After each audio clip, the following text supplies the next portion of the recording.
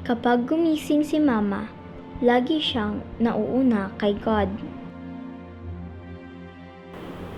Panginoon, maraming salamat sa panibagong araw na pinagkaloob mo sa amin. Akala ko noon, ganun lang talaga si Mama.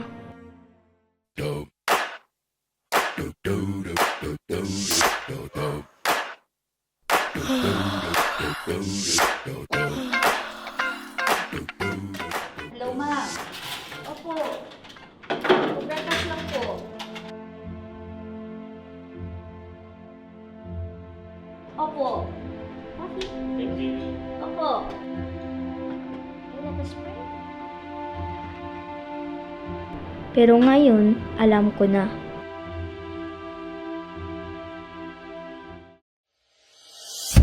May higit pa.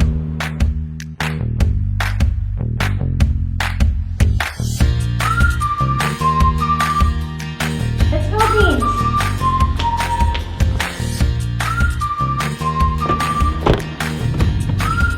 Opo. Sa opisina nila, trabaho lang ang nakikita nila. Hello, Vince?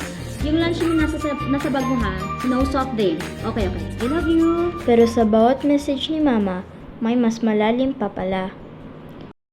Ready na po ba yung chorizo ko? Marami kasi nag-order dito sa office.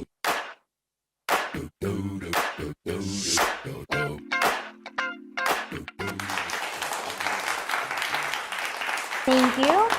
By the way pala mga ma'am and sir, gusto ko kayong invite sa church namin. At saka larity yung chorizo ko, bibigyan ko kayo. Sa Mall of Ace lang. See you!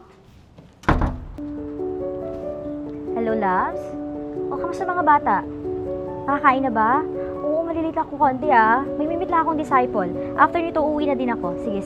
I love you! Kapag gabi na siya umuwi, doon ko lang siya nakikitang pagod na talaga. Hey, dyan ka na pala! Welcome! Sige, upo ka. Thank you ha, talaga sa ng invitation ko. And thank you for coming last Sunday. So ngayon, pag-uusapan natin kung paano ba natin uumpisahan yung buhay mo this time with Jesus gamit yung book na to. God, we thank you Lord for the life of Kaikai, Lord. We thank you for this divine appointment, O God.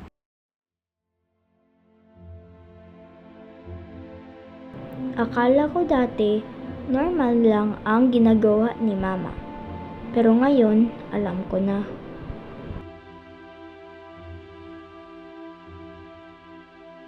May tahimik siyang laban.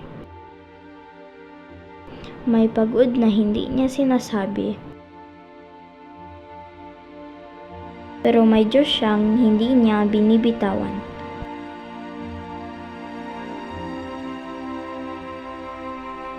Biyaya sa bawat papel na ginampanan, ang kanyang pamana nagpapatuloy.